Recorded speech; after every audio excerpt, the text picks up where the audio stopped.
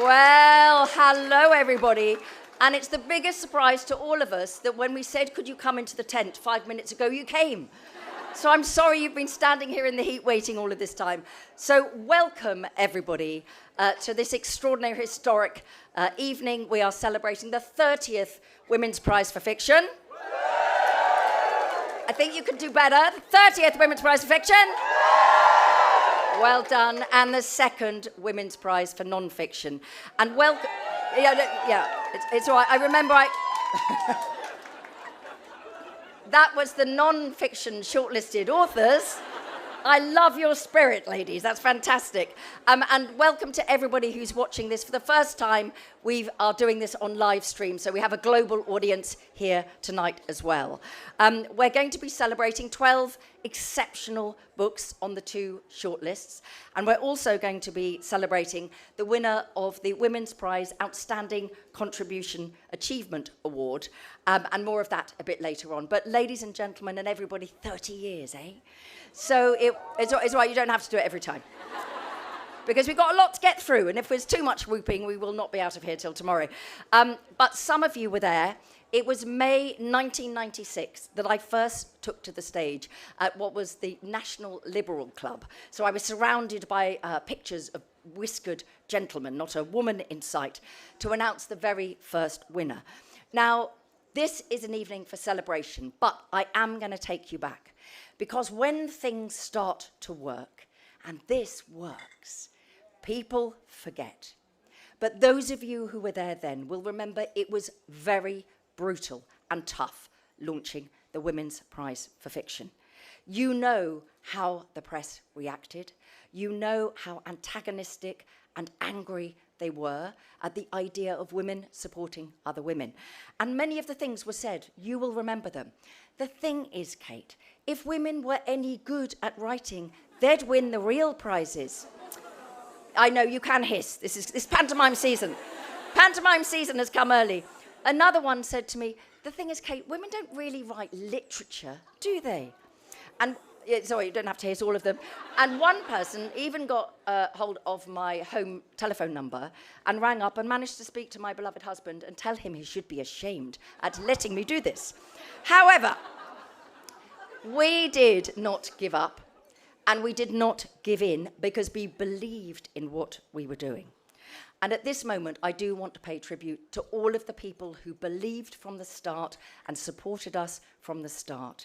And in particular, the founding committee members, Jane Gregory, Claire Alexander, Susan Sandon, Carol Welsh, and the amazing Harriet Hastings. And it's been a long old road, and they're all still here. And as part of that, to every woman who has given her time over the past 30 years and the 5 years before that getting money as a judge, a panelist, a mentor, a researcher, a patron, a cheerleader, a supporter. Look what you did. Thank you. So little by little, people changed their minds and other people joined in and everybody wanted to come to the party. And now the Women's Prizes is the biggest annual celebration of women's creativity anywhere in the world.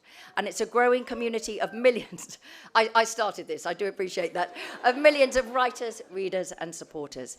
And put simply, our aim remains now, as it was then, to honour, celebrate, and amplify exceptional work by women, and to put those books in the hands of readers, whoever they are, who'd appreciate them. And now, last year, we launched our sister prize, as you know, the Women's Prize for Non-Fiction, and that was inspired... Okay. You're now like the naughty children who were allowed to make a noise once, and now you're going to do it all the way through. Although I do appreciate the sentiment. But the reason we launched it was that we did research and discovered how narrative non-fiction by women was still treated completely different from that by their male counterparts. So less review space, only 30% odd. Review space is non-fiction by women. And when you take out cookery, healthcare, and frankly, menopause, there are almost no books reviewed at all by women. There are lower advances given to the authors, and there's less space in bookshops. And there is no limit to what a woman can or cannot write. Everyone here is an artist, and she, he, they should do what they want to write, and we should be grateful for that. That night, the Charlotte which is the beautiful statue by Anne Christopher, made her debut appearance alongside the Bessie that was gifted many years ago for the prize for fiction. And there is a third one on there tonight as well. And it's not just, this is so important, about the books that are already published and out there. It's about making space for any woman who wants to write to feel that she can have the support and advice that she needs. And we now have a huge mentoring and new writing program that is run with Curtis Brown Creative, and supported by Audible. It's 5 years old, and we now have had, well, nearly 15,000 entries. And it's a program where people put in up to 10,000 words of an unpublished or unagented novel. And though we give support and mentoring and teaching to try to break down some of the barriers to women who don't feel they've got a right to be heard. And I'm thrilled that our 2025 winner, Rosie Rowell, is here, and our 2025 scholar, Jack Felipes, is here, as are, I think, the whole long list. So a huge round of applause for all these new writers. And thank you to my fellow judges, Anna Davis, Jess Malloy, Chloe Timms, Dreda Say Mitchell, and Claire Coder. We had a complete laugh. I'm nearly done. Yesterday, in Bedford Square, we held our one-day festival, Women's Prize Live. 800 people came to listen to authors, to thinkers, to attend workshops, ahead of listening to all 12 shortlisted authors for the prize for fiction and non-fiction read from their work. And, you know, because it's the Women's Prize, we laid on a surprise. The Queen came. And people were very surprised by this, because people were just turning around going, is that the Queen? Is that actually the Queen? And it was the Queen. And the reason we invited Queen Camilla to come was, again, when we were at a turning point in the prize. 15 years ago, I said, would you come and present the award? And she said she would. And she invited many of our young judges who were shadow judging panel to Clarence House to meet them. And of course, it was actually the very first thing that Queen Camilla did. She was obviously not the Queen then. And since then, she's become a huge champion, not only of literacy and literature, but also women and women's voices. So it was wonderful that she came. But we know it's a tricky old world out there. It's challenging. Rights that we thought were secure and inviolate are under threat. Women and girls' access to learning, to self-determination, to bodily autonomy is being denied in many quarters.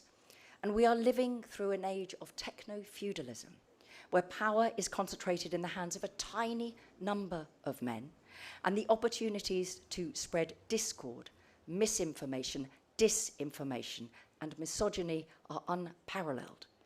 Writers' livelihoods are under threat from AI and tech companies who steal and bully and attempt to silence any of us who stand up for transparency and for fairness. But you know what? We cannot despair, and we will not despair, because thus it ever was. Because it is this. It is books and words and free speech that makes the difference, that offers an alternative. And now more than ever, we must continue to stand shoulder to shoulder and fight for the right for everybody's voice to be heard. And we must be courageous enough to gather as loving friends in bookshops and libraries, on the streets, in church halls, in town halls. We cannot be bystanders, now more than ever. So to all of you here, not just the writers and the judges who have been part of this from the get-go, but all of you who publish and promote and mentor and support and enable, thank you. Because without all of you, and that includes the sponsors, all of us who are writers will not be able to get our work out there, and we have to do that. Because we know this, books matter. Reading matters, connection matters. Keeping women's stories center stage matters.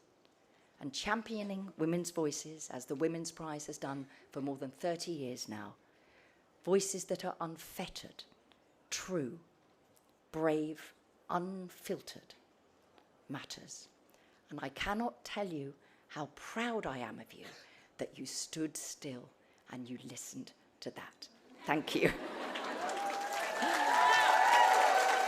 So now the fun begins. Please welcome Claire Shanahan to the stage, Executive Director of the Women's Prize, to say more about the Trust. Claire.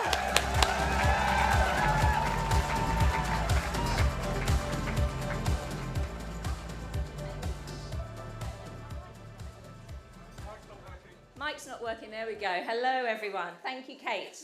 I can be heard. So, I want to talk to you tonight about change. Change for the better. And the power that each of us holds to create change. With everything going on in the world, it's hard not to feel small at times, powerless. And I do despair sometimes at the news. And when I'm feeling like that, when I'm despairing at the news, I try to remember that I can make a difference with my everyday actions and my small acts of kindness. I'd say I'm more of a quiet revolutionary than a warrior queen, to steal one of Kate's book titles. Excellent book titles. But there are many different versions of activism, each of them valid and vital. And the work that I do with my incredible team and board is purpose-led. We focus at the Women's Prize on the positive impact we can make for readers and writers. A friend of the Women's Prize, Sil Salah, was pondering on the state of the world last year and how she could contribute. Sil loves books. She loves discussing them with her friends. She loves meeting writers, so she's definitely in her happy place tonight. And she loves libraries. So we decided together that we would initiate the Reader's Room, giving more readers than ever before the opportunity to engage with the Women's Prizes. Reading groups, libraries, bookshops, they've had a ball, with free books, resources, party packs, events, and for the first time ever, wherever they are in the world, they accessed the online shortlist readings last night. Daria Bukhman also makes a difference. Her extraordinary contribution to raising awareness of one woman's voice, of ensuring that she is part of the canon, will send packs of Bernardine Evaristo's books as the winner of the Outstanding Contribution Award into thousands of schools for the next generation to read. But it doesn't always have to look like that, does it? It doesn't have to be big projects or even lots of money. Many of you here tonight and watching at home support us already. You've donated to our Big Give campaign to work with more new writers. Perhaps you donated with your RSVP to be here tonight. And our dear, dear patrons, who are our friends and our cheerleaders. Whether it's £5 or 5 million, which I would like, each donation is appreciated and valued. Thank you to you all. But as a registered charity working in the arts, we are finding it harder than ever to make the numbers work. So I ask each and every one of you to contribute to change. Use your power, raise women's voices, and keep them heard. Our volunteers are ready to take your donations at the bar at the back, and the donate button is top right on the website. In the current landscape, it's not always easy for corporates to create social change, which is why we are so thankful to Baileys, Audible, and Find My Path for their continued support of our work, and our partners, Blake Morgan and Midas PR, who gift us their time and expertise. Now, I'm going to leave you with some of the people involved in the Reader's Room project. Let's hear from them. Thank you.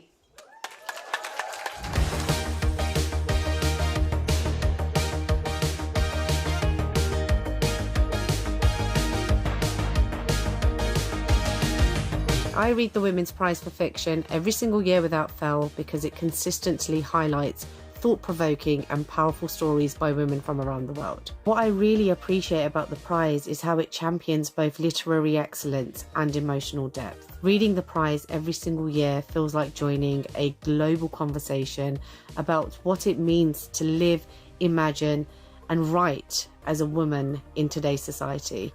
And those conversations are very important to have. My name's Carol Rayner and I'm a super fan of the Women's Prize for Fiction. In 2019, I saw an article on the Women's Prize for Fiction and it just sparked an interest and I thought, oh, I'm going to read some of those. So I'm now reading all of the shortlist, which is currently 180 books and I'm 139 books in.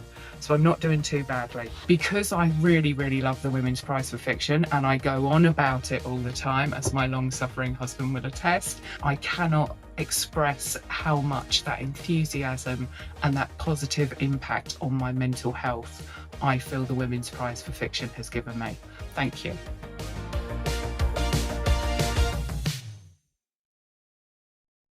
Wonderful, and thank you to Sil, who is here. Right. Okay, we are going on. Now, this is how the evening's going to work, everybody. We're going to celebrate the shortlisted authors for both of the lists, beginning with non-fiction. We will then welcome to the stage the chairs of both panels before announcing the winner of the non-fiction prize first. And please, please, please, after her speech, can you curb your enthusiasm and fall blissfully silent again, except for the people over there, to listen to the announcement of the winner for the Women's Prize for Fiction. And don't forget, as you all know, I can see everything, I know your names, and I will not be afraid to call you out by name if you are the one disrupting. But before that, we are delighted to celebrate the Outstanding Contribution Award. It's a special one-off award supported by Bukhman Philanthropies to mark the 30th year. So it's only happening once. And this beautiful statuette here by Caroline Russell called Thoughtful is going to be given to our winner. I chaired a panel of former Women's Prize judges, including Scarlett Curtis, Bonnie Greer, Vic Hope and Gillian Beer. And between us, we had people in their 90s and people in their 20s. And it was incredible because we read this huge amount of work from women from all over the world, of course, and they had to have made a contribution to literature, made a contribution to their own body of work that was exceptional. But the key thing was somebody who had used her voice throughout her dazzling and brilliant career to advocate for others and to promote unheard and underheard women's voices. We announced it last week, but of course, ladies and gentlemen, the one and only recipient of the Outstanding Contribution Award is Bernardine Evaristo. Bernie! Woo!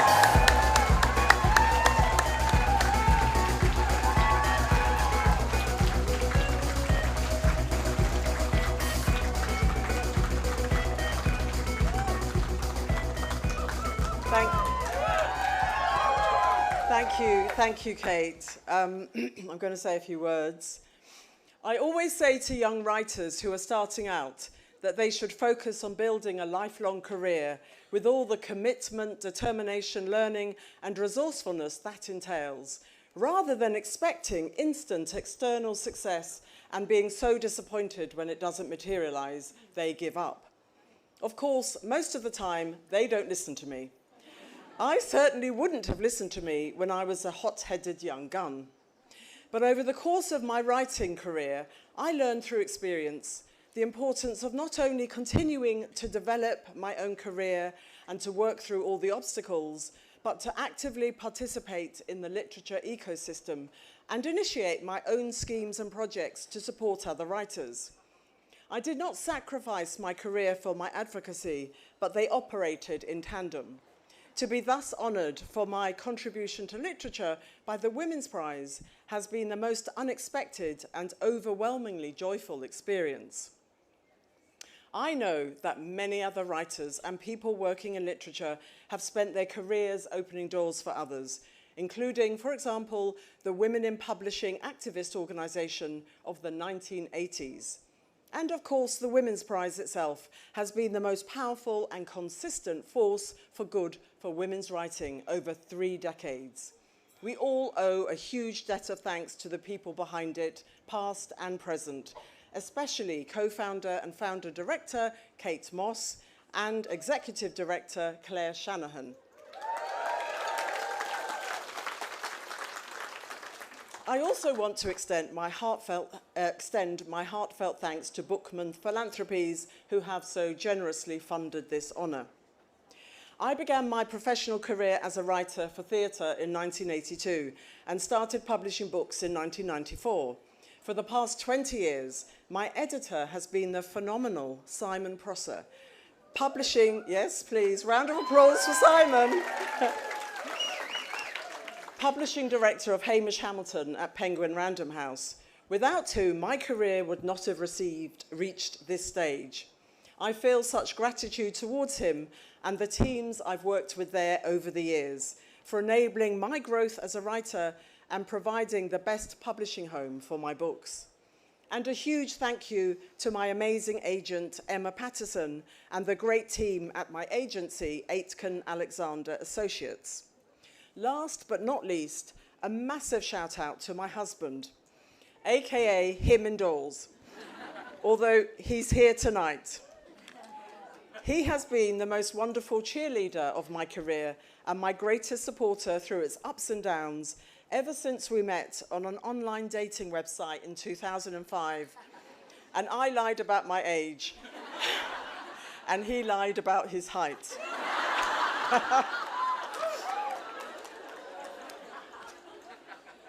I finish by asking us to consider that today, even in countries where women have long enjoyed feminist freedoms, such as this country, misogyny, as we've already heard from Kate, is shamelessly on the rise. And it behoves us all to actively counteract it in whatever way we can, because complacency risks returning to the patriarchal status quo of old.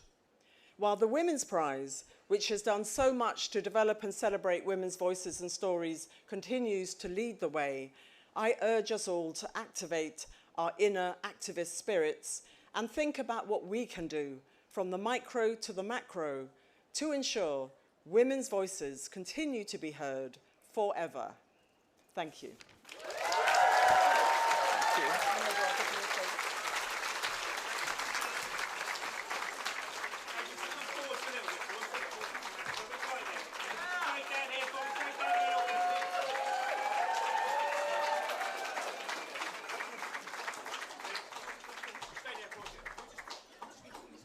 Right. Yeah, give me that. Right, quick, quick. Come on, snappers. We need this snapping. Because they'll start talking again. That's my fear. Give me your glasses, dear. Oh, dear. Ray. There we are, ladies and gentlemen. The statue is called Thoughtful, and it's by sculptor Caroline Russell. Right, Bernie, you're brilliant and lovely, but off the stage. Right, there you go. Right, and thank you again to Daria and Boatman Philanthropies. Right, here we go. Now, you remember I asked you to cheer and you did, and then I asked you to stop and you did. Now, all cheering is allowed, okay? So, welcome to the stage, the chair of the 2025 Women's Prize for Non-Fiction Judging Panel, Kavita Puri.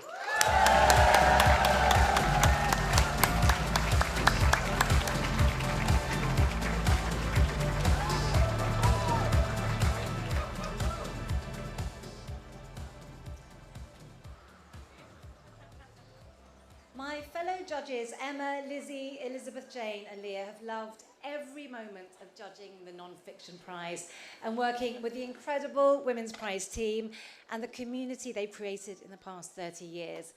What a thing you've built, Kate. You have changed the cultural and literary landscape. Over 6 months, we've read nearly 150 books by female authors from around the world in genres as wide-ranging as neuroscience, nature, current affairs, astrophysics, and history. Outstanding, authoritative writers we celebrate today, as well as the publishing community who raise and promote these voices.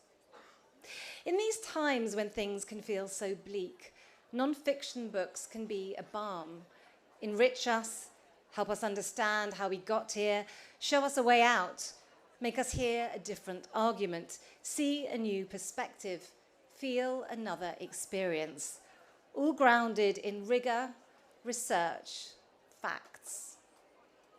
We can see our connectedness, understand complexity, or even dare to hope of what might be possible in this precious world we inhabit.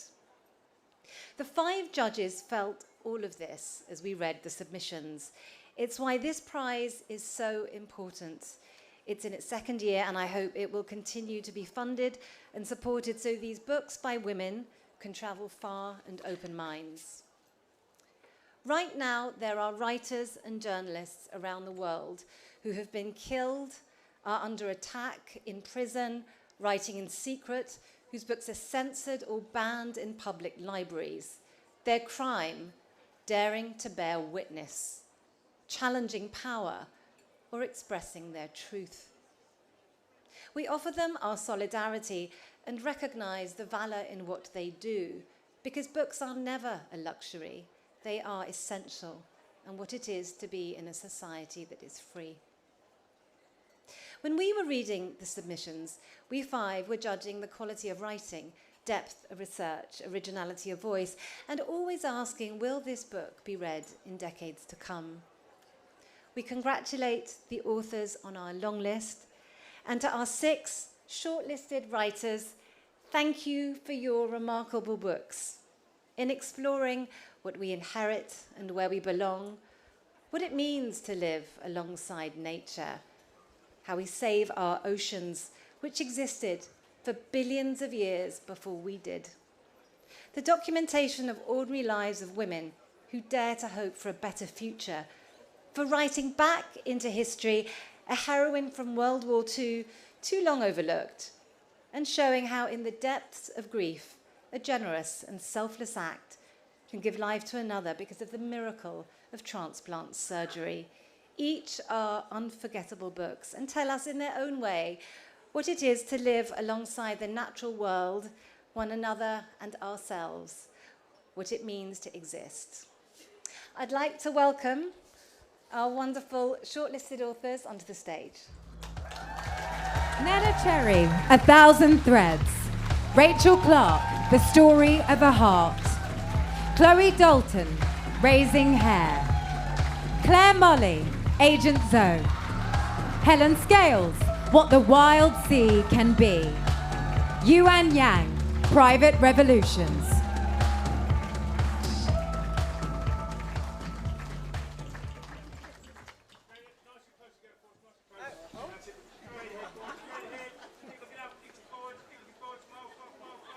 Guys, it's the women calling the shots tonight.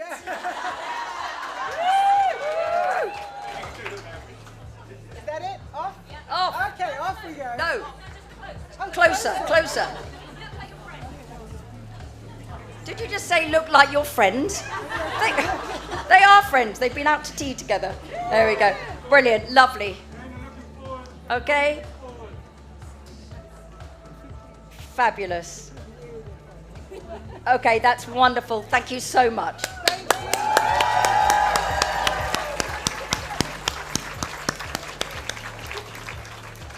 Thank you, Kavita, and congratulations to all the authors. And well done, you're doing pretty well not talking, but I'm looking over there. There's a lot of you talking over there. I don't know you. Yes, I am looking at you, but I don't know your name, so you are lucky. Right, so next to welcome to the stage the chair of the fiction panel, Kit Duval.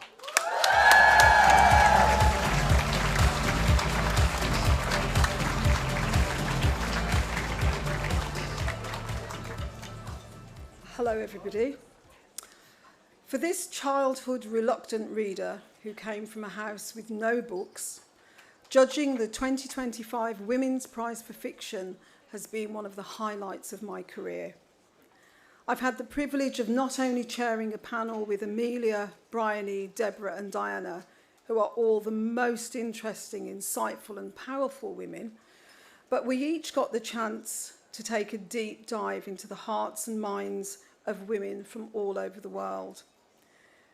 And what we discovered in our reading and celebrated with our long list are books of wisdom and truth, unapologetic in their exploration of the human condition and the fractured, dangerous and beautiful world that we live in.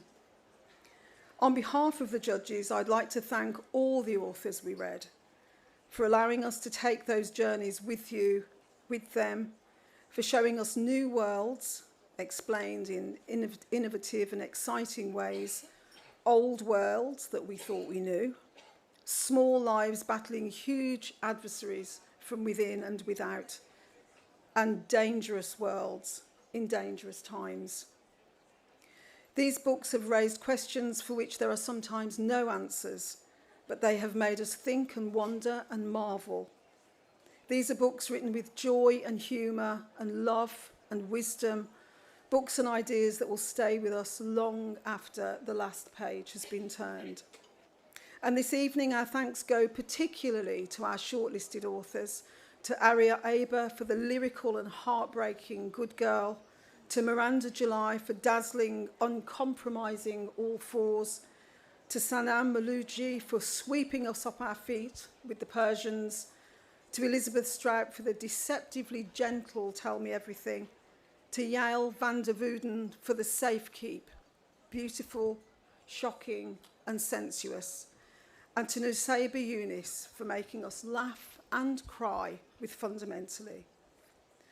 Thank you also to all the people behind the scenes at the Women's Prize who've supported us judges over this last year and who've made this day and this award possible. Thank you.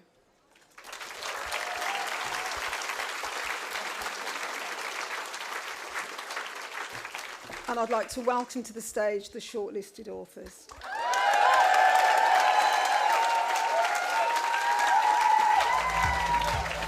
Aria Aber, Good Girl. Miranda July, All Fours. Sanam Malouji, The Persians. Elizabeth Strout, Tell Me Everything. Yael van der Wouden, The Safekeep. Nusayba Yunus, Fundamentally.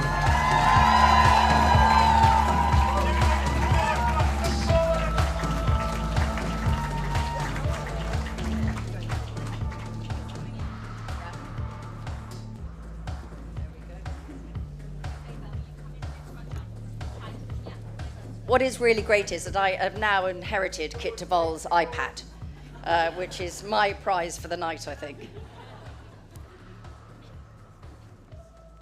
Lovely. You got what you need, chaps and lasses? I can't see anybody. Good, lovely, thank you very much. Right. Right. We are there. Please welcome back to the stage to announce the winner of the 2025 Women's Prize for Non-Fiction, Chair of Judges, Kavita Puri.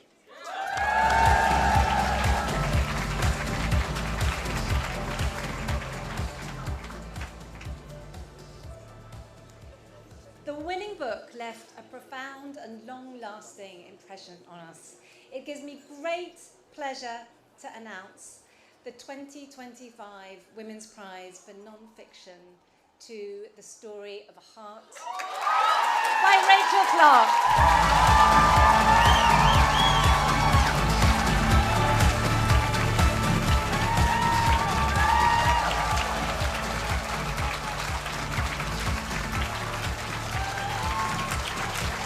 Come on, Rachel.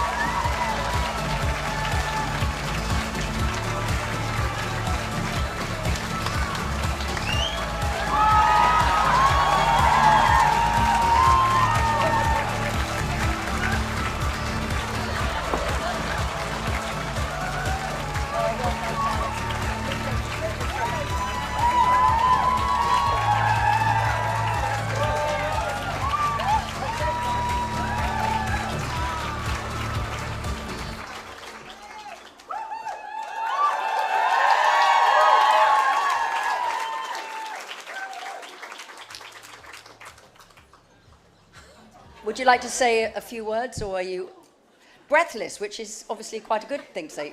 Oh, you're giving it back. Right, okay. I don't want to try. I've got an iPad and a trophy now. I'm in.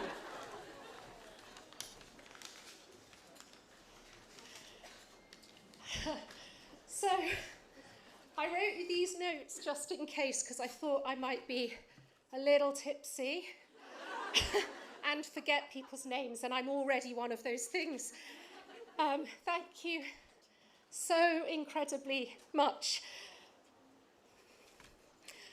I have a 14-year-old daughter, and it is a very difficult time to be a mother watching your teenage daughter grow up in the world in 2025. And in that context, I am so extraordinarily grateful to the Women's Prize for the vital and necessary work that it does to celebrate and amplify women's voices across the globe.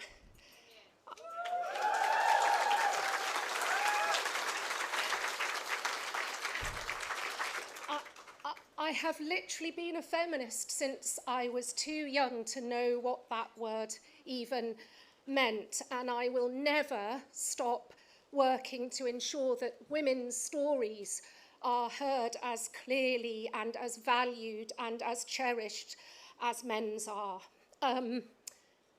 Thank you, Dave, my husband, who is over there and has championed me for 20 years of marriage and believed in me and is the absolute love of my life.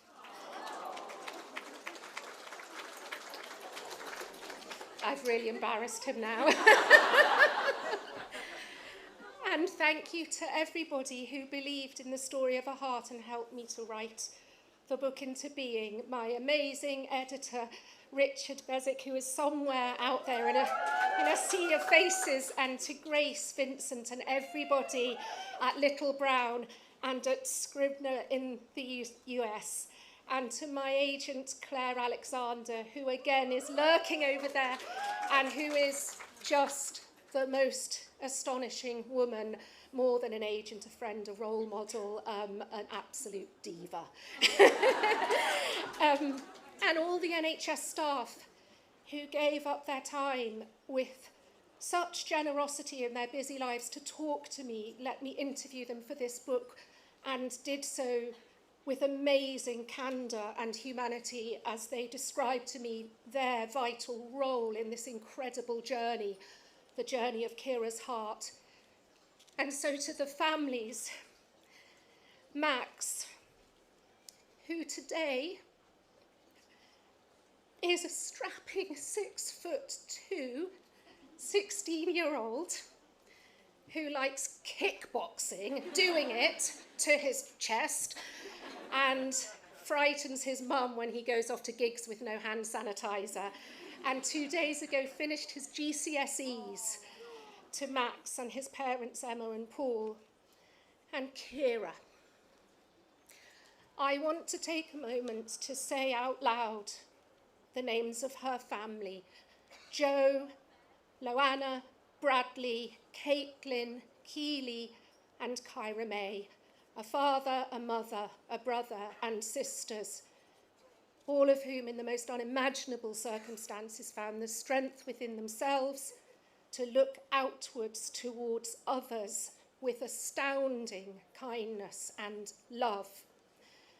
Yesterday, by chance, Kira should have been 17 years old. It was her birthday, and instead, she lives on miraculously in the 2 adults and the 2 children whose lives she saved.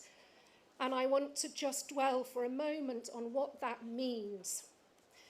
Because, as we've already heard, we inhabit a time when the stories that predominate are ones of force and domination and violence and aggression. Gaza, Ukraine, the military rolling down the streets of Los Angeles.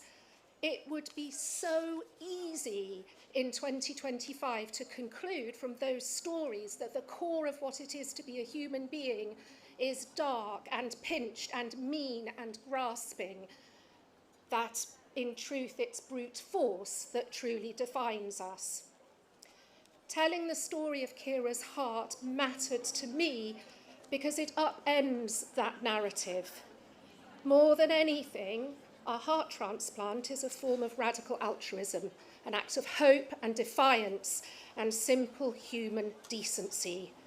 It is very easy to forget in our fractured world, in which the loudest voices are so often the ugly and the shrill ones, that most people, most of the time, just try their best to be good. And we do this, of course, because we care about each other. Care, that act of attending to another human being with kindness and tenderness, isn't fluffy or easy or unskilled or cheap. It isn't inherently female either, but it is undervalued in 1,000 different ways because it's regarded as female. It is not treated as the precious, vital, irreplaceable human resource that it is, and I know that better than anyone as an NHS doctor. Only a few weeks ago, for example, the British government thought it was absolutely acceptable to stop giving visas to foreign care workers because their unskilled work, as they described it, was deemed less important than talking a tough line on immigration, even though they knew that withholding those visas from those care workers would cause desperate harm to people who are vulnerable and need care, would cause our hospitals to be filled up even more than they are already, would cause a palliative care doctor like me to see more patients dying on trolleys in corridors now in 2025 because there aren't enough beds. That is how care is devalued in Britain in 2025. I believe that care is nothing less than an index of how we survive as a society and as a species. And if there is one thing I have learned in my years as a doctor, it's that what makes the unbearable bearable is each other. That story, as exemplified so incredibly beautifully by Max and Kira's families, is true too. And I believed it was worth telling. Thank you very much.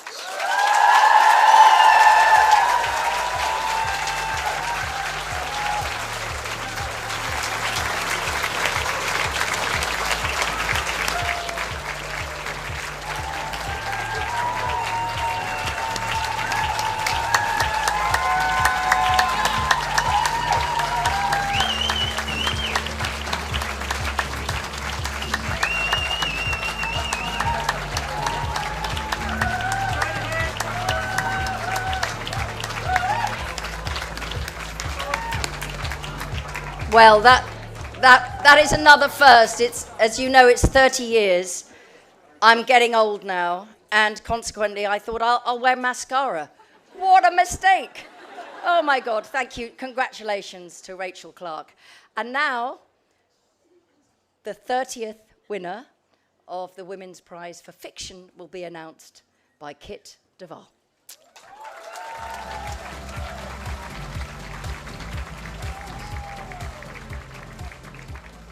I'm delighted to announce that the 2025 Women's Prize for Fiction goes to The Safekeep by Yael.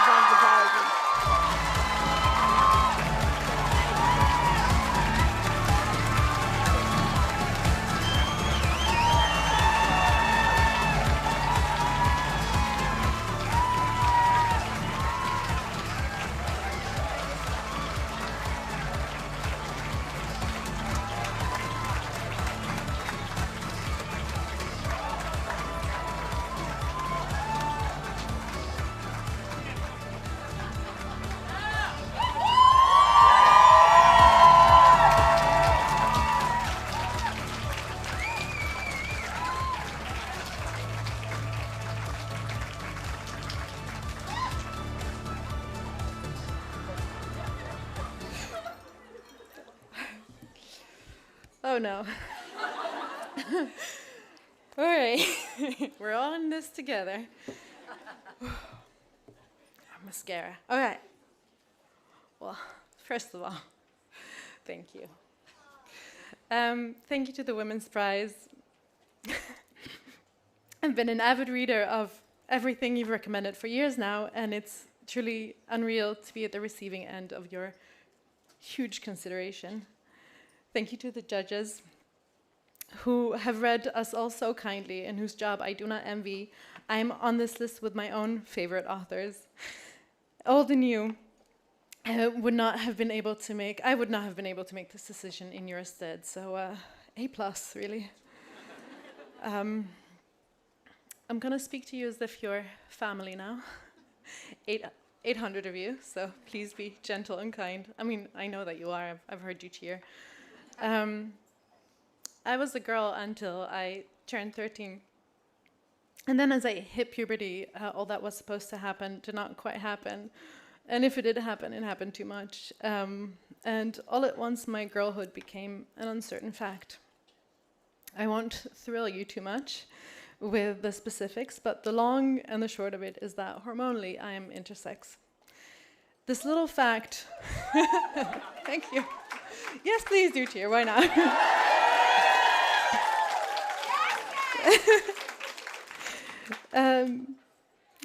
This little fact defined my life throughout my teens until I advocated for the healthcare that I needed, the surgery and the hormones that I needed, which not all intersex people need.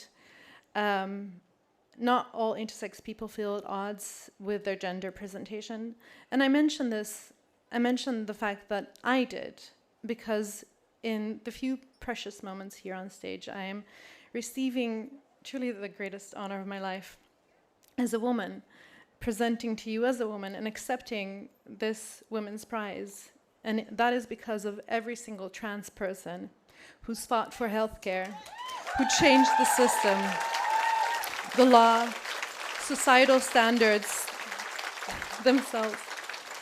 I stand on their shoulders. Back in 2021, when I wrote this book, I imagined this book in a time of my own great grief to make up for something that I had very little of, which was hope.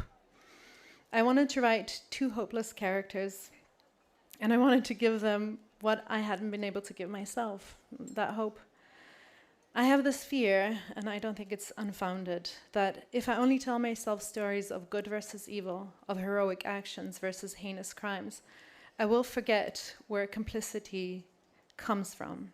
Small and uninterested acts of dismissal.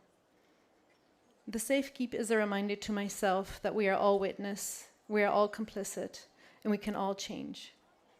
In the years since I finished the novel, the conversation it's entered into felt all the more important to me in the face of violence in Gaza and the West Bank, and as I've said, the violence my own queer and trans community faces worldwide.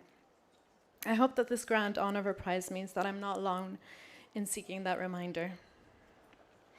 I want to thank my family, who are my everything, my friends who've taught me every single smart thing that I know, my girlfriend Charlotte, who, and I'm still forever sad about this, cannot in fact be folded up and taken with me in my pocket everywhere I go.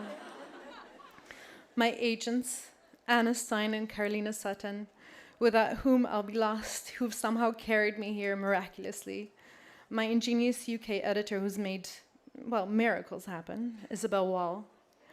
My US editor, Lauren Ween, who has walked through fire for this book to make it what it is today. The Viking team, the Avid Reader team, the Chaos team, Lifa, Sayo, and Talia.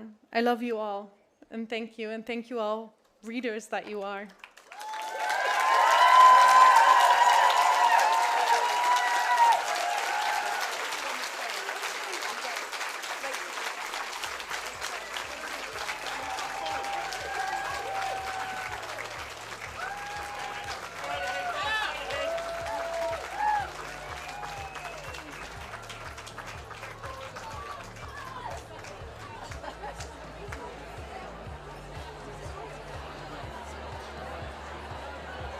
Right, ladies and gentlemen, you've been brilliant. We're going to do a final photograph of the two winners and the winner of the Outstanding Contribution Award. But actually, from me on the stage and for all of you, that is it. You've been great. 30 years of great. The bar is now open. I will be so disappointed if I don't see some dancing later. And see you back here in 2026. Thank you very much and congratulations.